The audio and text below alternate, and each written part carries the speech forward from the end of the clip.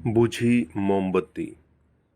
एक पिता अपनी 4 वर्षीय बेटी मिनी से बहुत प्रेम करता था।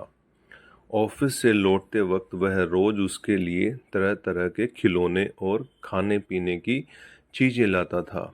बेटी भी अपने पिता से बहुत लगाव रखती थी और हमेशा अपनी तोतली आवाज में पापा पापा कहकर पुकारा करती थी। अचानक एक दिन मिनी को बहुत तेज बुखार हुआ। सभी घबरा गए। वो दौड़े भागे डॉक्टर के पास गए, पर वहां ले जाते मिनी की मृत्यु हो गई। परिवार पे तो मानो पहाड़ ही टूट गया और पिता की हालत तो मृत व्यक्ति के समान हो गई। मिनी के जाने के हफ्तों बाद भी वे ना किसी से बोलते ना बात करते, बस रोते ही रहते।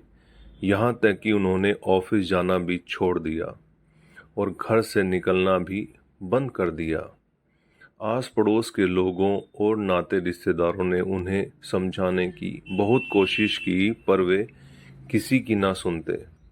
उनके मुख से बस एक ही शब्द निकलता, मिनी। एक दिन ऐसे ही मिनी के बारे में सोचते सोचते उनकी आंख लग गई और उन्हें एक स्वप्न आया। उन्होंने देखा कि स्वर्ग में सैकड़ों बच्चियां परी बनकर घूम रही हैं। सभी सफेद पोशाकें पहने हुए हैं और हाथ में मोमबत्ती लेकर चल रही हैं। तभी उन्हें मिनी भी दिखाई दी। उसे देखते ही पिता बोले, मिनी मेरी प्यारी बच्ची, सभी परियों की मोमबत्तियां जल रही हैं, पर तुम्हारी बुझी क्यों है? तुम इसे जला क्यों नहीं लेती?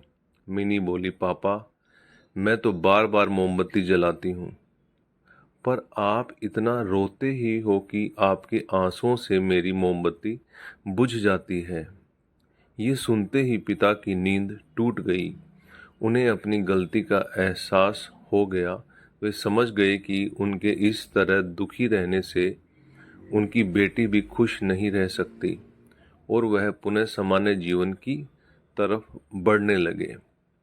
मित्रों, किसी करीबी के जाने का गम शब्दों से बयान नहीं किया जा सकता, पर कहीं ना कहीं हमें अपने आप को मजबूत करना होता है और अपनी जिम्मेदारियों को निभाना होता है, और शायद ऐसा करना ही मरने वाले की आत्मा को शांति देता है। इसमें कोई संदेह नहीं कि जो हमसे प्रेम करते हैं वे हमें खुश ही देखना चाहते हैं, अपने जाने के बाद भी।